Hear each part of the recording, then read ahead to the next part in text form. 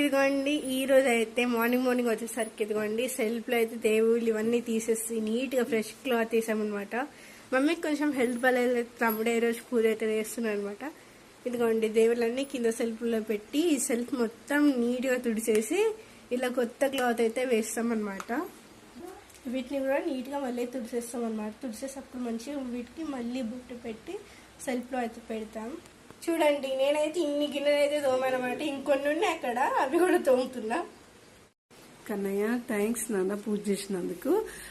ఈ రోజైతే నాకు జ్వరం ఉంది, ఓపిక లేదన్నట్టు, అందుకనే మా కన్నయ్య అయితే చూడండి అమ్మవారికి అయితే చక్కగా తుడిచి చక్కగా గంధం కుంకుమ అన్ని పెట్టి ఇలా అలంకరణ చేసారు. శ్రీమాత్రి నమః. కన్నయ్య దానా శ్లోకం.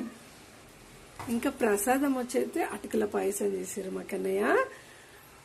సర్వమంగళ మాంగళ్యే శివే సర్వార్థ సాధకే శరణ్యే త్రయంబకే గౌరీ నారాయణీ నమస్తుతే. ఓం లక్ష్మీనారాయణాయే నమః. ఓం ఆపదమాపహర్తారం దాతారం సర్వసంపదం లోకాభిరామం శ్రీరామం భూయో భూయో నమామ్యహం.